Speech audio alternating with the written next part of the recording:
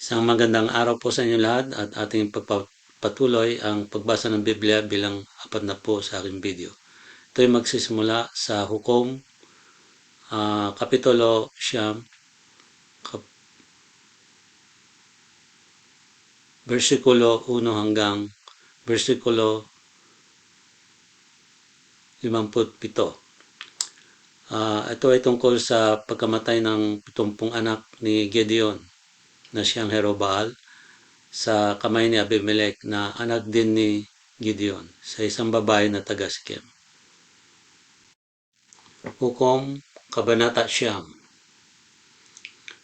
At si Abimelech na anak ni Jerubbaal ay napasa Sikem sa mga kapatid ng kanyang ina at nagsalita sa kanila at sa lahat ng angkan ng sambahayan ng ama ng kanyang ina na nagsasabi, "Sinasamo ko sa inyo na inyong salitain sa mga pakinig ng lahat ng mga lalaki sa Sikem kung ano ang magaling sa inyo na lahat na anak ni Jerubbaal na 70 lalaki ay magpuno sa inyo o isa ang magpuno sa inyo.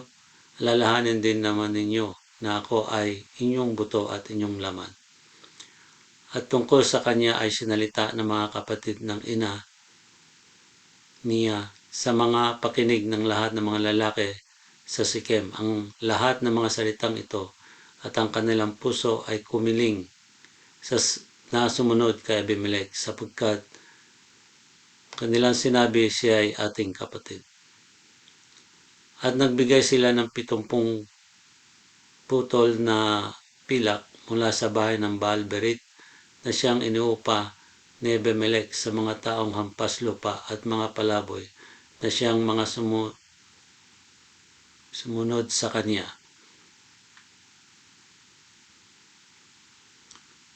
At siya ay naparoon sa bahay ng kanyang ama sa Opra at pinatay ang kanyang mga kapatid na mga anak ni Jerubbaal na 70 katao sa ibabaw ng isang bato. Ngunit si Hotam na bunsong anak ni Jerubbaal ay nalabi sapagkat siya ay nagtago. At lahat ng mga lalaki sa Sikem ay nagpupulong at ang buong sambahayan ni Milo at yumaon at ginawang hari si Abimelech sa tabi ng ensina ng haliging nasa Sikem. At nang kanyang saysayin kay Hotam, siya ay yumaon at tumayo sa taluktok ng bundok ng Gerizim at inilakas ang kanyang tinig at sumigaw at sinabi sa kanila, "Dinggin ninyo ako, ninyong mga lalaki sa Sikem, upang dinggin kayo ng Diyos." Ang mga puno ng kahoy ay naghalal ng hari na minsan, at kanila sinabi sa puno ng olibo, "Maghari ka sa amin."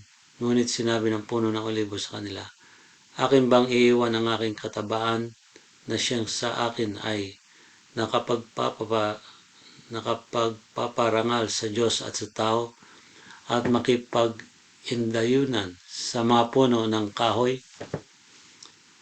At sinabi ng mga punong kahoy sa puno ng igos, "Halika at maghari ka sa amin."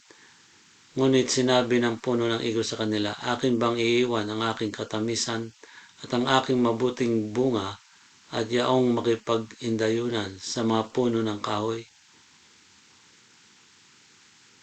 At sinabi ng mga puno ng kahoy sa puno ng ubas, "Halika at maghari ka sa amin." At sinabi ng puno ng ubas sa kanila, "Akin bang iiwan ang aking alak na nagpapasaya sa Diyos at sa tao at yayaong makipag-indayunan sa mga puno ng kahoy?" Nang magkagayon sinabi ng lahat ng mga puno ng kahoy sa dawag, "Halika at maghari ka sa amin." At sinabi ng dawag sa mga puno ng kahoy, "Kung tunay na ako'y inyong inihalal na hari ninyo, pumarito nga kayo at manganlong kayo sa aking lilim. At kung hindi ay labasan ng apoy ang dawag at pugnawin ang mga sedro ng Libano." Ngayon nga'y kung tapat at matuwid mong ginawang hari si Abimelech, at kung gumawa kayo ng mabuti kay Jerubbaal at sa kanilang sambahayan, at kayo'y gumawa sa kanya ng ayon sa marapat sa kanyang mga kamay, sapagkat pinakipaglaban kayo ng aking ama at inihadlang ang kanyang buhay at pinapaginglaya kayo sa kamay ni Madian. At kayo'y bumangon laban sa sambahayan ng aking ama sa araw na ito at pinatay ninyo ang kanyang mga anak na 70 lalaki sa ibabaw ng isang bato at ginawa ninyong hari si Abimelech na anak ng kanyang aliping babae sa mga lalaki sa Sikem sapagkat siya'y inyong kapatid.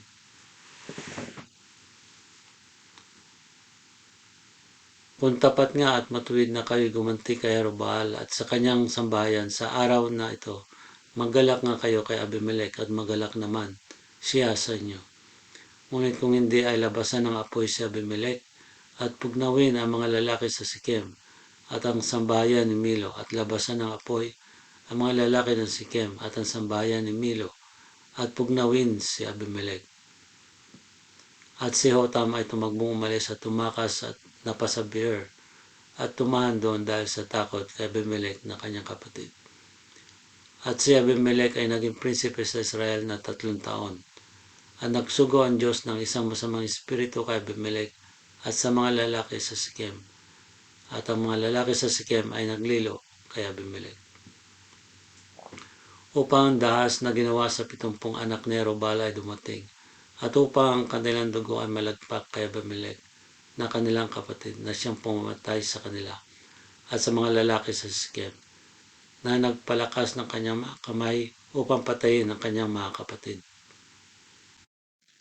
At binakayan siya ng mga lalaki sa Sikem sa mga taluktok ng mga bundukin at kanilang pinagnakawan yaong lahat na dumaan sa daang yaon na malapit sa kanila at naibalita kay Abimelech.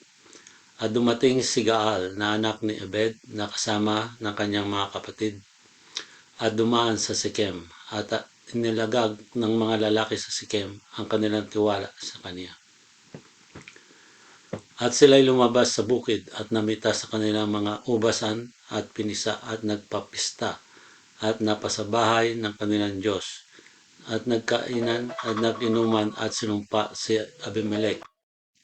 At dumating si Gaal na anak ni Ebed na kasama ng kanyang mga kapatid at dumaan sa Sikem at inilagag ng mga lalaki sa Sikem ang kanilang tiwala sa kanya.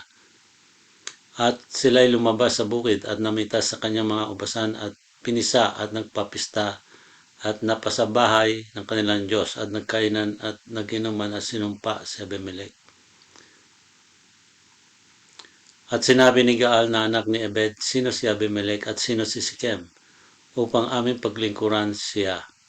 Hindi ba siya ang anak ni Jerubbaal at si Zebul ay kanyang pinuno? Maglingkod kayo sa mga lalaki ni Hamor na ama ni Sikem.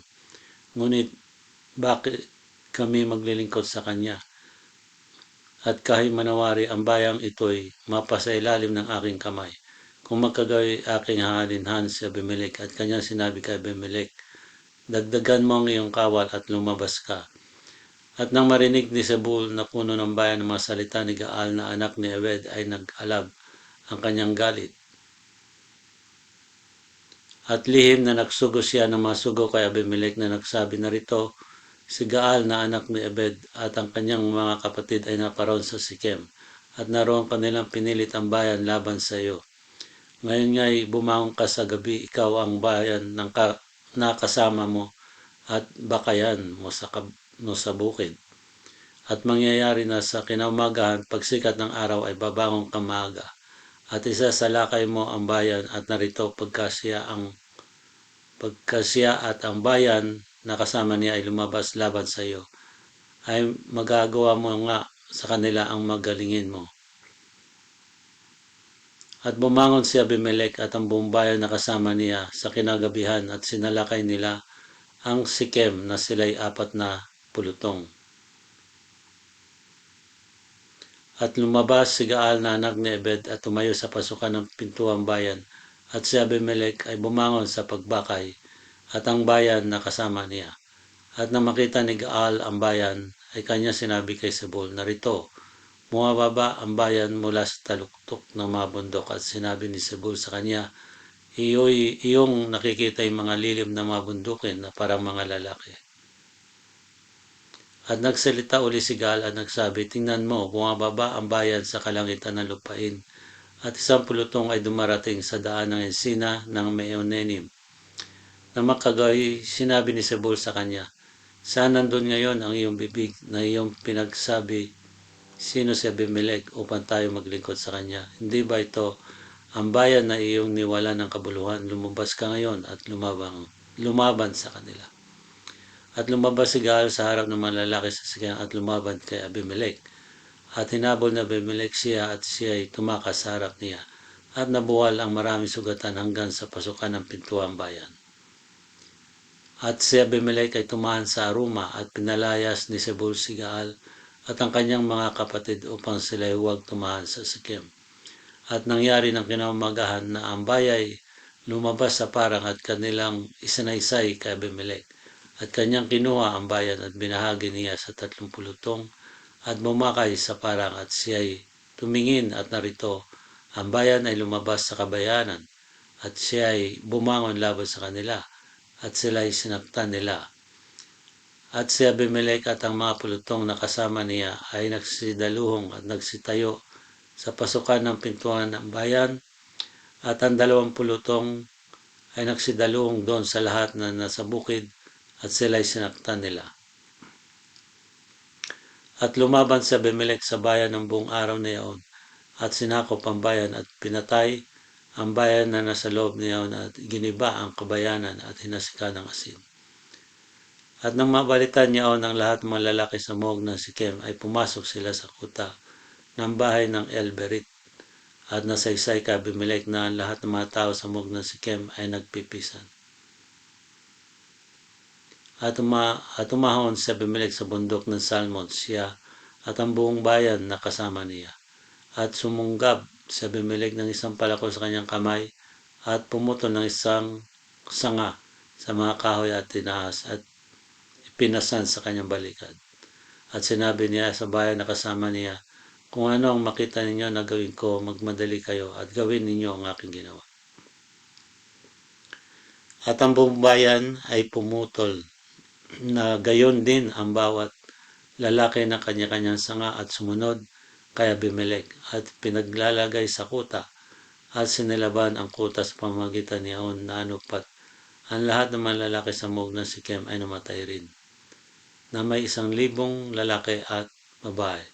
Nang magkagayoy na paraw si Abimelech sa Tebes at humantong ng laban sa Tebes at sinakop. Ngunit may isang matibay na muog sa loob ng bayan at do'y nagsitakas ang lahat ng lalaki at babae at ang lahat na nasa bayan at sinarhan at nagsisampa sa bubungan ng muog. At naparaw sa Abimelech sa muog at lumaban at lumapit sa pintuan ng muog upang sunugin ang apoy. At hinagis ng isang babae ng isang pangibabaw na bato ng gilingan ang ulo ni Abimelech at nabasag ang kanyang bungo. Na magkagayoy, tinawag niyang madali ang batang kanyang tagadala ng almas at sinabi niya sa kanya, kunin mo iyon tabak at patayin mo ako upang huwag sabihin tungkol sa akin ng mga tao. Isang babae ang pumatay sa kanya at pinalagpasan siya ng kanyang bataan at siya ay namatay. Nang makita ng Israel na namatay si Abimelech ay umahon ang bawat lalaki sa kanya-kanyang dako. Ganito pinagkagantihan ng Diyos ang kasamaan ni Abimelech na kanyang ginawa sa kanyang ama sa pagpatay ng kanyang 70 kapatid. At ang buong kasamaan ng mga lalaki sa Sikem ay pinaghigantihan ng Diyos sa kanilang mga ulo. At dumating sa kanila ang sumpa ni Hotam na anak ni Jerobaal.